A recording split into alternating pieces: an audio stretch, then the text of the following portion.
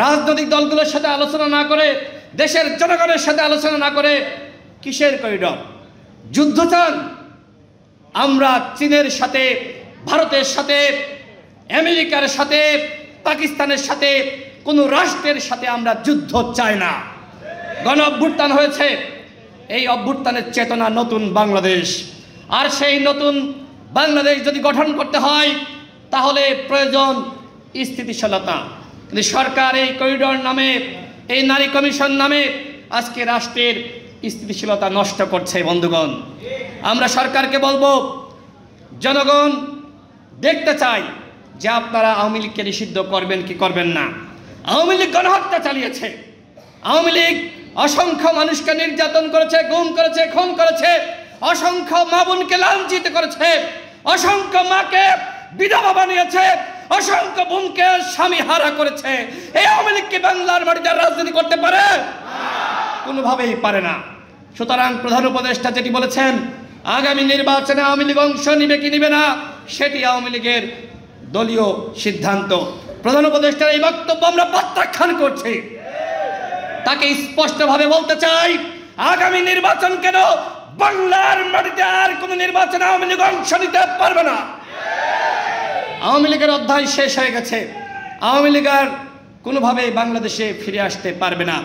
সংগ্রামী সাথী ও বন্ধুগণ, আমরা লক্ষ্য করছি যারা উপদেষ্টা ছিল, উপদেষ্টার পদ থেকে পদত্যাগ করে তারা দল গঠন করেছে, তারা এখন সরকারকে হুঁশিয়ারি উচ্চারণ করছে, কেন নিষিদ্ধ করা হচ্ছে না আওয়ামী লীগকে। আমি তার কাছে প্রশ্ন করতে চাই, জনাব নাহিদ ইসলাম, আপনি যখন সরকারে ছিলেন, আপনি তো ডক্টর মোহাম্মদ ইউনূসের পরে সব থেকে প্রভাবশালী উপদেষ্টা ছিলেন। কারণ কি? কারণ আপনি গণ অভ্যুত্থানের মুখপাত্র ছিলেন। আপনার মেয়াদে কেন আওয়ামী লীগকে নিষিদ্ধ করা হলো না সেই প্রশ্ন আজকে করছি। কেন রাষ্ট্র সংস্কার করা হলো না?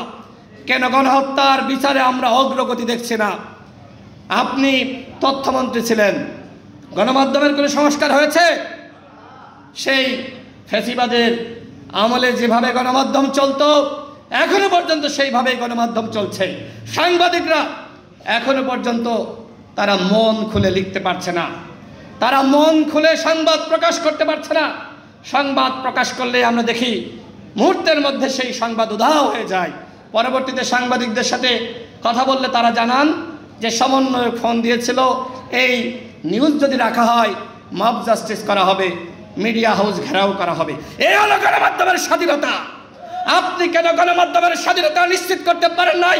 কেন আপনি গণমাধ্যম সংস্কার করতে পারেন নাই? সেই জবাবদিহিতা আমরা আপনার কাছে চাই। রাষ্ট্র সংস্কার করবেন, ভালো কথা, আমরা কি চাই না? এই যে আজকে নেতৃবৃন্দ যোগদান করেছে, কেন? কারণ এই গণ অধিকার পরিষদ আপসহীন সংগঠনের নাম। এই গণ অধিকার পরিষদকে 24-এর দামি নির্বাচনে অফার দেওয়া হয়েছিল, তোমাদেরকে আসন ছেড়ে দেওয়া হবে। আমরা বলেছিলাম আমরা এই আসনের মুখে থুতু মারি। জনগণ যদি চায় আগামীতে এমপি মন্ত্রী হব, প্রধানমন্ত্রী হব, জনগণের বিরুদ্ধে গিয়ে হাসিনার দামি এমপি আমরা হব না। আজকে ঢাকায় বসে যারা গরম গরম বক্তব্য দিচ্ছে আওয়ামী লীগকে নিষিদ্ধ করো, তারা তৃণমূলে গিয়ে আমরা লক্ষ্য করছি আওয়ামী লীগকে পুনর্বাসন করছে।